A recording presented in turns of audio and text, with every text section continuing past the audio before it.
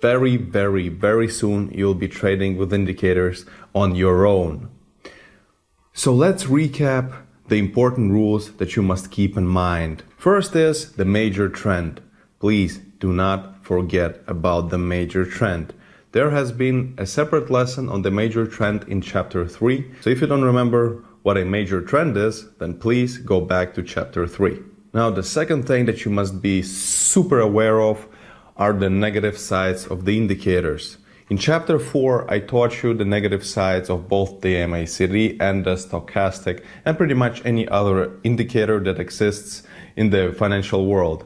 Now, these are extremely important things. You cannot ignore them, and you must be aware of those negative sides if you want to trade successfully.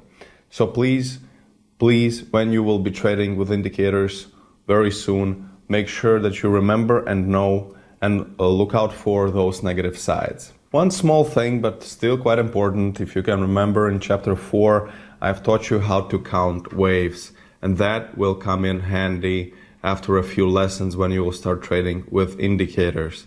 Now, please do count waves. First, it is super beneficial for your trading.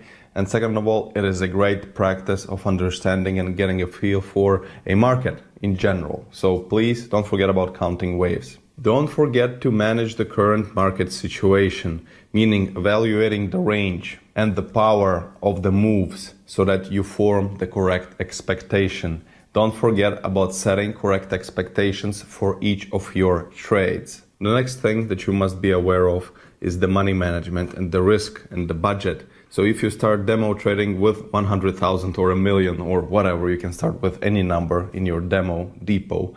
Now, remember that one trade should not exceed 1% risk. So if your depot is at 100,000, then one trade should not bear more risk than $1,000.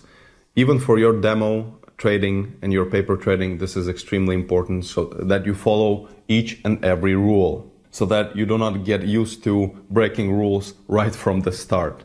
It might seem like a silly idea, but this is extremely important. And me, myself, when I was trading with demo and I was practicing, and I would break a few rules here and there, and I would treat paper trading and demo trading as a joke and a something for fun, it actually had negative effects on my trading later on. So please don't do that. Keep it serious and follow all the rules, even with demo trading. So the next rule is the ATR. Don't forget about the ATR, please. It is extremely important. The average true range. About the ATR you've learned in chapter 5. Next, please don't forget about back into the trend rule, and we spoke about it recently. It is going to be very, very useful. And the next one, and I love it, 3 losses rule. Please do not forget about it. When you're trading, even when you're paper trading and when you're practicing, if you see that the day is quite difficult, you had 3 losses in a row, stop trading. Maybe switch up the market, go to a different market, or trade the next day. Don't rush it. Take it easy. And don't forget about 3 losses rule. Get used to this systematic work. Now, don't forget about 1 to 2 minutes rule in terms of the key times of the market. So perhaps a good idea to leave the trade 1 or 2 minutes before the market closing, or if you traded the pre-market, make sure that you leave the pre-market trade before the market opens, and don't open the trade right at the moment of market opening, and so on and so forth. So I taught you this also in chapter 5, and it is extremely important. Please don't forget about this. Now, and this one is also one of my favorite rules, and you know it already.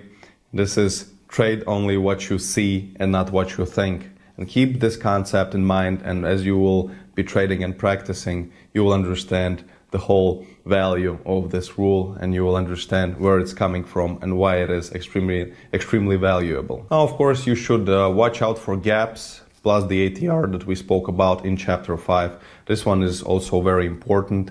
Then the next one is the 5 candle test rule, which was for the indicators purely.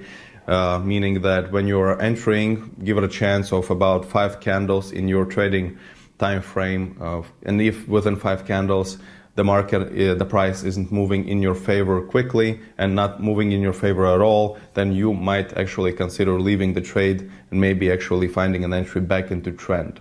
So of course the next one is never break your system. And I cannot stress this enough. Please never break the system.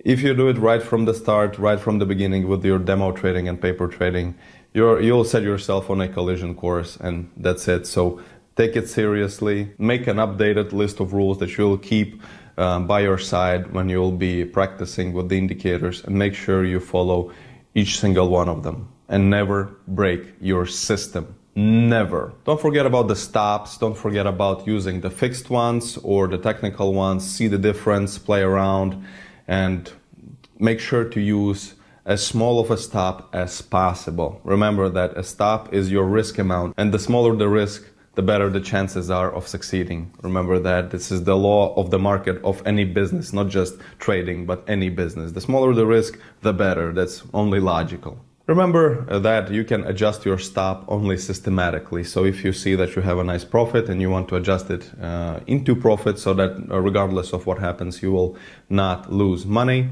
But if you want to do this, please do, no problem, but do it systematically. So the amount of profit must be equivalent to 1 stop or 2 stops or 3 stops. Just make sure it's systematic. Don't forget about the stops near local maximums and minimums. Those must be as short as possible. And of course, the take profit. Do not ever take any profit that is less than 1-to-3 ratio. And I'm talking about the automatic take profit. You will see a signal against you in the other direction, and you should be leaving the trade there as a technical reason. But as a fixed reason is your take profit. And your take profit should always be at least 1-to-3 ratio. Don't forget to keep correct settings on each of your time frames. We've spoke about settings in a separate lesson, and those are extremely important. And don't forget that 15 seconds, 1 minute and 5 minutes have different custom settings for both stochastic and MACD. Of course, don't forget about the 50% spike rule. If you traded a spike and you see that the spike is coming down, then please measure 50% of the amount of the points that the market has moved in your favor and take the half and use the 50% spike rule. It is a really nice and useful tool, and please get used to it as well. And of course, if you decide to ignore the 3 losses rule, then please use at least the rule for lowering the contract numbers, but never use the martingale. Remember,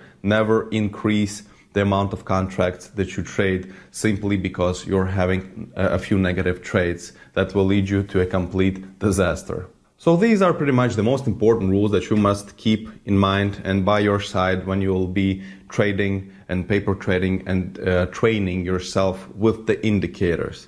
Please make sure you take them as seriously as possible, because they will play a key role in your future trading success. And most of these rules will still be extremely important even by the end of this learning program, when I will teach you my own strategy and the combination of things that I use when I trade on a daily basis. But that will be in one of the latest chapters of this learning program.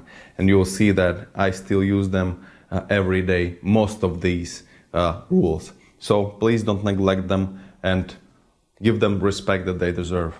All right. Don't forget about the test, enjoy your homework, and I'll see you in the next lesson.